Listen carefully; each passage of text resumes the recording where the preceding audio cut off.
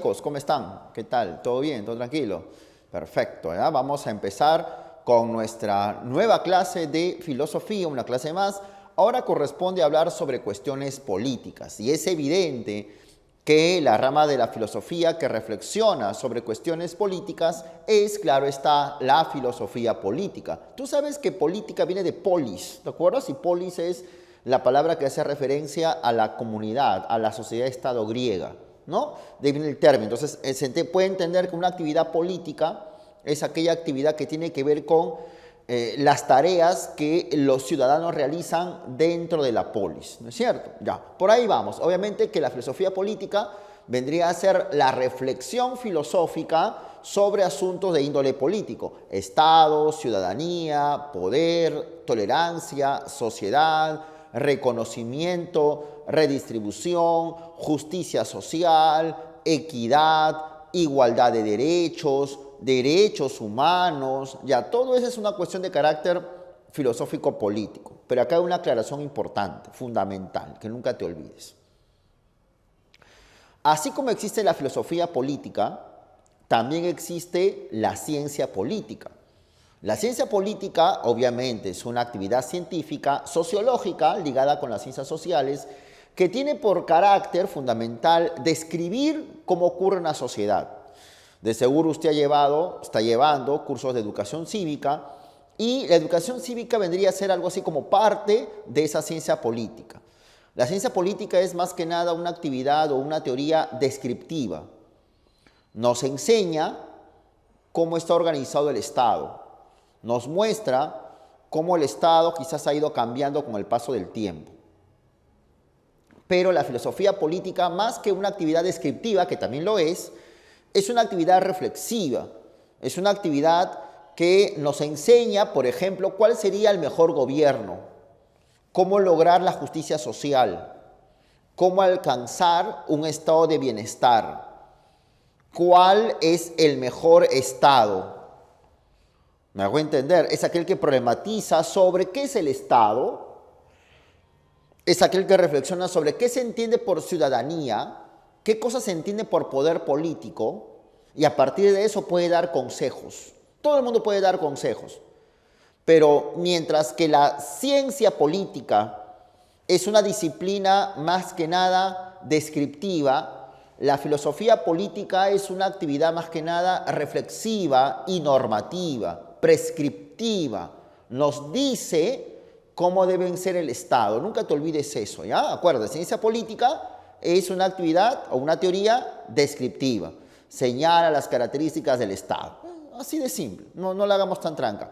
La filosofía política, que es otra cosa, es una actividad reflexiva. ¿Qué es el Estado? ¿Cuál es el mejor Estado? ¿Qué se entiende por gobierno? ¿Cómo alcanzar la justicia? Es más reflexiva, interrogativa si quieres. Y a partir de eso, los filósofos políticos dan como consejos, dan indicaciones, sugerencias, es más normativa. Nos dice cómo debemos hacer una sociedad justa. ¿Me hago entender? Y eso se ve desde la época griega, ¿ya? Porque como vamos a comentar un poco a poco estas partes. Entonces vamos por partes. Entonces, partamos por la definición de lo que es política. Mira, como te dije hace un ratito, política viene de polis, ¿no? Pero haciéndolo así como que no avanzamos mucho. Mejor demos cuenta de cómo el concepto política ha ido cambiando con el paso del tiempo.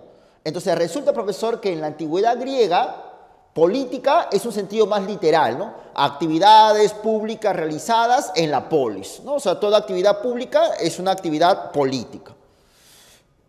Que el ciudadano dé su opinión es una actividad política. Que haya gente que mande es una actividad política.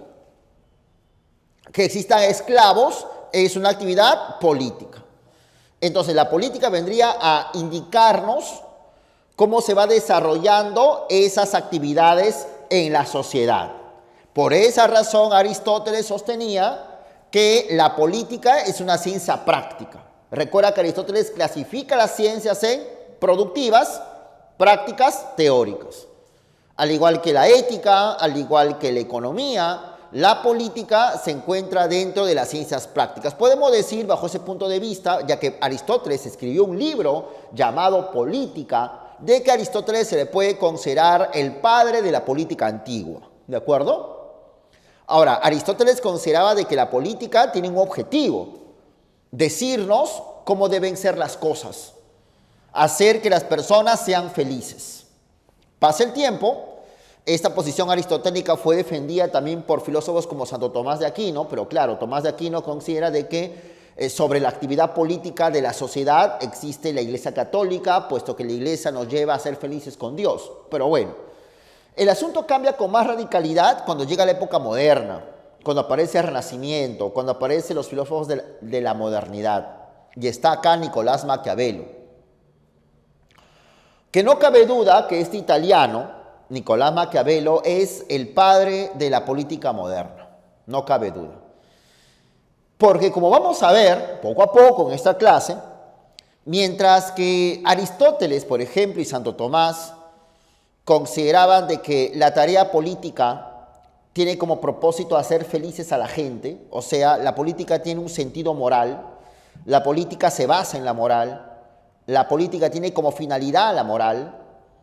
Para Maquiavelo, ese asunto de que la política y la moral tienen alguna relación es una barbaridad y media. O sea, eso no tiene nada que ver, nada que ver. Para Maquiavelo la política es una actividad totalmente ajena a la moral. Para Maquiavelo la política es amoral. Y la política es una actividad, claro que sí. Pero es una actividad que tiene un propósito único, fundamental y radical. ¿Cuál es? El poder, gobernar, punto. Nada más. Entonces, lo que hace el gobernante, dice Maquiavelo, es hacer todo lo posible por tener el poder y conservarlo. Nada más. Y sus actividades, que puede hasta matar, hasta arrasar gente, no tiene nada que ver con la moral. La política, según Maquiavelo, es amoral. Un acto político es un acto político. Y punto. Por esa razón, Maquiavelo es el padre de la política moderna. Los políticos actuales, los que participan en las elecciones presidenciales, los que quieren ser congresistas, pueden mentir, pueden corromper, pueden ser personas corruptas, recibir dinero de coimas, pero ellos al final dicen, bueno, es que así es la política, ¿no? La política es así. O sea, y con eso no quiero decir que la política sea mala, porque la política no es mala, tampoco es buena, no es nada, es política. O sea, si acá mentimos con el propósito de tener poder, bueno, así es pues, así es como decir, ¿por qué la pared es verde? Porque es verde, pues ya está, se acabó. Ya ese es Maquiavelo, ¿de acuerdo? Maquiavelo plantea esas cosas bien curiosas, ¿no? Ahora, y sobre esa línea de Maquiavelo, ¿ya?, que es la línea propia de la filosofía moderna, capitalista, del siglo XV en adelante, se encuentra el marxismo. Y Lenin, que es un político ruso, un filósofo ruso también, toma esa línea, ¿no?, de Maquiavelo. Y él dice, bueno, ¿no?, si la política tiene como objetivo el poder, pues yo estoy de acuerdo con eso. Pero el poder debe ser para el pueblo. El poder debe ser para la clase trabajadora. Quien debe tener poder es el proletariado. Actualmente, la política es la consecución del poder, dice Lenin, pero para la burguesía. Quien tiene poder no es la gente. Eso es decir, las personas tienen el poder de elegir a su presidente en 2021, diría Lenin, eso es una estafa, pues eso es mentira. Eso es solamente una pantomima, es un circo, eso es un teatro. El poder verdadero lo tienen las grandes empresas. Y por consiguiente el pueblo que trabaja y que no tiene empresa, entonces no tiene poder. Lo que hay que hacer es darle poder al pueblo. Por esa razón Lenin decía, salvo el poder, todo es ilusión. Todo es ilusión. O sea, lo único real es el poder. Con el poder se logra todo. Por eso es que Lenin lo que hace es tomar el poder en Rusia, transformarlo en un estado socialista, constituir un poder político y sobre ello transformar su país y hacer que ese país antiguo atrasado, que era la Rusia zarista, la Rusia feudal, se transformara en un país industrializado, poderoso, una potencia mundial como lo fue la Unión Soviética. Pero para eso, dice Lenin, lo primero que hay que hacer es tener poder. No hay que esperar que las cosas avancen, no. Tomamos el poder y sobre ello cambiamos la sociedad. Ese es el asunto. ¿Ya? Entonces hemos visto acá a grandes rasgos cómo los filósofos conciben cómo es la política. Ahora, pero es obvio que si Maquiavelo y Lenin nos hablan de política y la política tiene como objetivo el poder, entonces es obvio que tenemos que hablar del poder político. Y entonces el poder político tiene que ver con el ejercicio de dar normas y de controlar a las personas de manera social para así garantizar un orden. O sea, la política no puede ser caótica. El poder político debe proporcionar un orden, para bien o para mal, pero un orden. Entonces resulta de que el hecho de que las grandes empresas, a través de sus presidentes y gobernantes, propongan una constitución, una legislación, un pago de impuestos, que las personas vayan a sufragar cada cierto tiempo, implica que hay un orden en el país. Orden, un orden. Claro, en este caso, orden a favor de esas grandes empresas, ¿no? Lenin también quería constituir un Estado proletario, un Estado fuerte, que dé orden a las personas, en beneficio, claro está, de la clase obrera. Ahora, y a partir de ese poder político que es el ejercicio de dar un orden a través de normas a la gente, ese orden debe estar justificado, ¿no? Ahora, entonces, porque viene la pregunta, ¿no? ¿Por qué estas personas gobiernan? ¿Por qué razón? O sea, ¿quién les dio el poder para que ellos manden? Entonces, ese poder debe estar justificado. Entonces, los filósofos son las personas encargadas de justificar, de explicar por qué él y no él gobierna. No sé si me hago entender, ¿no? O sea, como decir, ¿por qué en tu casa manda tu papá? Hace un término muy simple. Porque se supone que en tu casa, donde tú vives, hay un jefe de familia, tu papá, tu mamá, alguien manda, tu hermano mayor, tu tío, tu abuelito. Ya, ¿por qué manda tu abuelito? ¿Por qué manda tu mamá? ¿Por qué manda tu papá? ¿Por qué no mandas tú? Es una cosa muy simple. Ya, profe, yo no mando porque soy hijo. Ya, entonces implica de que hay una justificación o no. Como yo soy tu padre, entonces yo mando. Hay una justificación. Ahora, pero no estamos hablando de una justificación de un poder familiar, pues obvio. Estamos hablando de la justificación de un poder más grande, el poder de la sociedad. ¿Quién tiene el poder y por qué razón? Entonces, repito, vienen los filósofos a explicarnos por qué ellos tienen poder. ¿Por qué el rey tiene poder? ¿Por qué el presidente Martín Vizcarra tiene poder? ¿Por qué? Ya. Entonces viene Platón y Aristóteles y muchos filósofos de su época, como Zenón de Sitio, por ejemplo, como Sócrates, por ejemplo, que comienzan a decir, lo que pasa es que hay un orden natural. Hay gente que nace para mandar, que tiene mejores condiciones para el mando. Los griegos, en líneas generales, presentaban una posición naturalista. Ellos consideraban de que todo lo que existe es natural. Y por consiguiente, si todo lo que existe es natural, entonces es natural que alguien mande y es natural que alguien no mande. Entonces, el esclavo está constituido biológicamente, naturalmente, para trabajar, porque es fuerte físicamente. Pero existen otras personas que su naturaleza les hace para pensar, para razonar, para dialogar, para debatir. Entonces, esas personas tienen una condición natural de mando y ya está. Y eso no quiere decir que el asunto sea malo, segregacionista. Nada que ver, es un orden natural. Es como decir, en un panal de abejas hay una abeja reina. Y hay abejas zánganas y abejas obreras. ¿Sabrás eso, no? Ya, entonces alguien puede decir, ¿y por qué la abejita reina es la que manda en el panal? ¿Y por qué no hace nada y el resto sí trabaja? Bueno, porque así es, porque es un orden natural. Ya está. No tienes por qué estar cuestionando a la abeja reina de decir que está mal, que cómo es posible, ¿no? Ya está. Es un orden natural. Y no tenemos por qué cuestionar. ¿Por qué? Porque todo lo que existe en la naturaleza presenta un orden en función a fines. Nada en este mundo es caótico. Como dice Aristóteles, la naturaleza es sabia. Entonces, y como es sabia, sabe quién debe gobernar. Sabe por qué él gobierna y por qué él no. Eso se llama naturalismo. ¿Ya? Entonces, tanto Platón y Aristóteles proponían un orden natural en la sociedad. Pero claro, con la llegada del sistema feudal y con la llegada del dominio de la iglesia, el asunto no se va a quedar así, pues. Viene Santo Tomás de Aquino y Santo Tomás dice, bueno, está bien, pues. Pero yo estoy de acuerdo con Aristóteles, claro que sí, hay un orden natural. El hombre por naturaleza es un animal político. Pero este orden natural fue creado por Diosito. Y por consiguiente, si Dios crea el mundo, al mundo natural, debe de haber una justificación aún mayor, una justificación divina. Entonces, si el rey gobierna, no solo es por sus condiciones naturales de mando, sino es porque Dios lo decidió así. Aparece el derecho divino. ¿Qué es el derecho divino, profesor? Es considerar de que el gobernante manda porque así lo quiso Dios. Que existe una regularidad, una ordenanza social, porque así Dios lo dispuso. Entonces sabrás, porque tú conoces mucho de esto, que las monarquías feudales y muchas monarquías absolutistas en Europa se sustentaban en el derecho divino. O sea, el rey es rey porque Dios así lo quiso. Y la gente aceptaba eso, pues.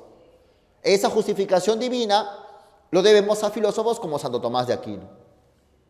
Ahora, y tú sabes que en la actualidad, salvo pues el Vaticano y Arabia Saudita, ahora que me acuerdo más, pues en Europa ya no hay monarquías absolutas, ¿no? Arabia Saudita queda en Asia, pero el Vaticano queda en Europa, en Roma. Ya no hay monarquías absolutas, que sí había pues en siglos pasados. Lo que hay en muchos países como Dinamarca, como Inglaterra, como España, son monarquías constitucionales, en el cual, como su nombre lo dice, el monarca está sujeto a una constitución que fue creada por los hombres. Y además el monarca de un u otro modo le rinde cuentas al parlamento. Lo que se sigue entonces que el poder, vamos a decirlo así, legítimo, el poder auténtico, el poder real, lo tiene el parlamento, el Congreso. Pero ¿quién designó al parlamento? ¿Quién eligió a los parlamentarios del Reino Unido, de España o de Dinamarca? Ah, bueno, la gente, el pueblo. Por eso viene la frase, ¿no? El rey reina pero no gobierna, que es una frase muy popular de las monarquías parlamentarias. El rey reina pero no gobierna. Entonces resulta, profesor, que en esa época, en el siglo XV todavía, en el siglo XVI, XVII, había monarquías absolutas. Pero en Inglaterra, durante los siglos XVI y XVII, ocurren muchas revueltas políticas, muchas revoluciones que van a dar por concluida la monarquía absoluta en Inglaterra. Y se va a instaurar la monarquía parlamentaria que existe hasta hoy. Y un gran ideólogo de la monarquía parlamentaria es el señor John Locke. John Locke es el padre del liberalismo. Él consideró de que el hombre por naturaleza es un ser libre. Y por consiguiente es un ser libre, entonces el mandato lo tiene él. Es el hombre libre quien se organiza y genera un parlamento a través de la elección de representantes. Entonces el hombre es el que da el poder. O sea, yo tengo la capacidad de elegir a mi representante para que vaya al parlamento y gobierne. Es como que Locke estuviese vivo y dijera, ustedes si son mayores de edad el próximo año van a votar y tú tienes el poder de elegir a tu presidente y a tus parlamentarios. Ya está, punto.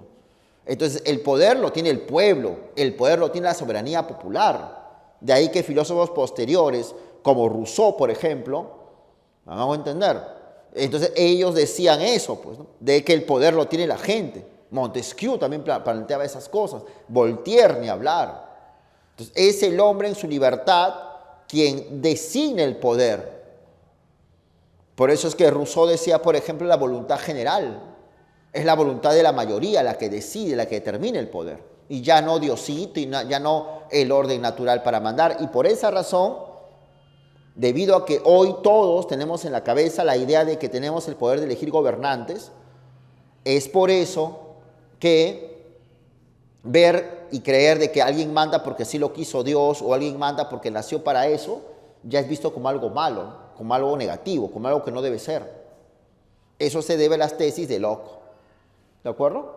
Ahora, pero una vez de que ya se elige al gobernante, una vez que se elige a la persona que tiene el poder de mandar, entonces el que manda, el presidente, el parlamento o el rey, tiene el deber obvio de gobernar y por consiguiente tiene que manifestar el poder. Y por consiguiente lo puede manifestar a través de ¿qué? De la norma. Un mandato, el decreto supremo que lo hizo de que estemos en cuarentena desde marzo hasta julio, es una forma que tuvo el presidente Vizcarra de manifestar poder. ¿O no? Cuando el gobierno, a través de sus medios de comunicación nos decían, hay que lavarnos las manos 20 segundos. ¿No es cierto? Quédate en casa. ¿Cierto? El hashtag quédate en casa. Ya es una forma de manifestar poder. Entonces yo digo, no, quédate en casa, no salga, está prohibido salir. Tengo que lavarme las manos. Ya muy bien, cada rato me lavo las manos. Es una forma de que el gobierno manifieste el poder hacia mí. Y es una forma persuasiva, ¿no? Lávate las manos porque de esa manera, pues, el control del coronavirus va a bajar y no va a haber mucho COVID-19. Entonces, son maneras de manifestar poder. Entonces, una es la influencia. El hecho de que yo sea partidario del presidente. El presidente es un gran hombre que busca el cambio en mi país. Ya, entonces, eso implica de que todo lo que el presidente determine, yo lo voy a aceptar porque admiro al presidente, porque me parece un excelente gobernante. ¿Y eso no ocurre en muchas personas? ¿O no? ¿O no es así? Por eso el presidente hace muchas actividades y no da explicaciones, porque hay mucha gente que lo acepta, que lo admira, y por consiguiente no le cuestiona nada, pues. ¿No es cierto? Cuando hubo casos de corrupción hace un par de meses, el presidente dijo, bueno, hay cosas más importantes que hablar que eso, vamos a hablar de la pandemia, que son cosas importantísimas. Entonces la gente dice, ay, ¿verdad, no? Hay cosas más importantes que la corrupción del gobierno, es la pandemia. Entonces, es una forma de influencia, pues. Y a partir de eso viene la persuasión, lávate las manos, no salgas de casa, ponte mascarilla, distancia social más de 1 metro. Es una persuasión. Entonces yo, ya, separadito, ¿no? Con mi mascarilla en la calle, lavándome las manos a cada rato. Esa es persuasión. Por esa razón, en la actualidad, en muchos países, incluyendo el Perú, el presidente no puede reelegirse, porque si se reelige de manera inmediata, pues puede caer en el hecho de que el presidente utiliza todo el aparato de gobierno, la prensa, el dinero, para su reelección, haciendo que las personas voten por el presidente de forma muy persuasiva. ¿No es que el presidente maneja todos los medios de comunicación? Impone tanto su imagen que yo creo que es un gran presidente, una mejor persona y un buen ser humano y voto por él, pues. Pero también está, profesor, la manipulación, el engaño, la mentira. ¿O no es así? Hace poco el presidente de Estados Unidos, Donald Trump, estuvo con coronavirus. Le dio el COVID, la enfermedad. Pero algunos dicen ahora que eso fue solamente una estrategia electoral, que eso fue mentira. Porque muy rápido se sanó. Puede ser que eso sea una estrategia para que se presente como una persona poderosa frente al coronavirus que él tanto rechazó y que le parecía una simple gripe nada más. Dice, no uses mascarilla, eso son tonterías, así decía Trump. Y a manera de broma, ¿quieres curarte? Tómate lejía normal, no te va a pasar nada. Y hacía manifestaciones y la gente iba a sus mítines sin mascarilla. Y el presidente Trump hace un par de semanas se enfermó.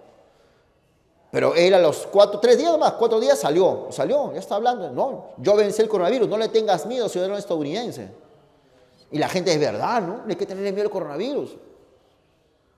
Quizás sea una estrategia política para que él se reelija, porque de acá a unas semanas va a haber elecciones en Estados Unidos.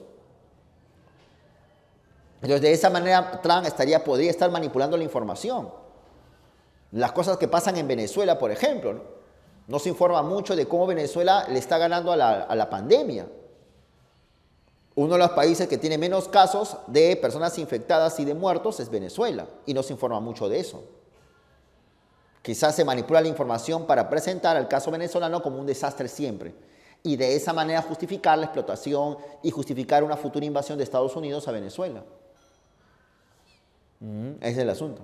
Y ni hablar, ¿no? Y ni hablar. Otro que es en una ocasión muy límite, una situación bastante extrema, es el uso de la fuerza bruta. Cuando, por ejemplo, la gente protesta y aparece los carros rompemanifestaciones, los llamados rochabús, que son tanques grandotes que tiran agua a la gente para dispersar.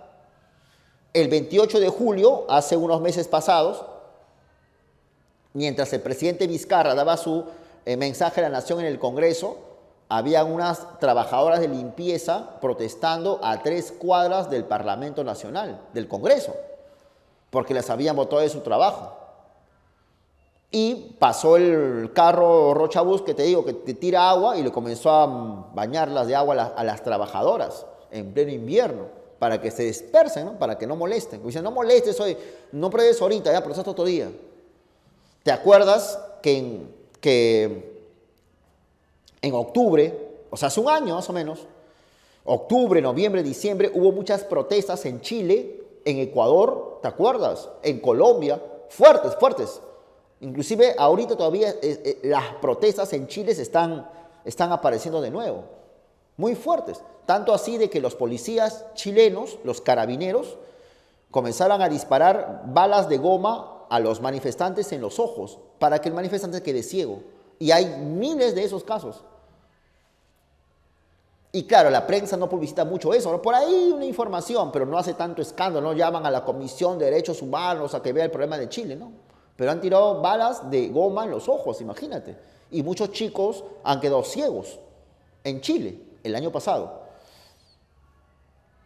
Ni hablan en Ecuador, ¿no? En Ecuador fue muy fuerte las manifestaciones en Ecuador. De tal manera de que el Estado ante esos sucesos lo que hace es imponer poder con la fuerza, matando gente, poniéndolos presos, metiéndoles bala, con el propósito de justificar y controlar el poder. ¿De acuerdo? Muy bien, entonces hemos visto, chicos, a grandes rasgos, cómo la filosofía política nos invita a reflexionar sobre estos temas. No te olvides, el concepto política tiene que ver con una cuestión histórica, cómo las sociedades han ido cambiando su concepción. Para la época esclavista griega, la política es la actividad pública en la polis. Ahí está Aristóteles como el padre de la política antigua.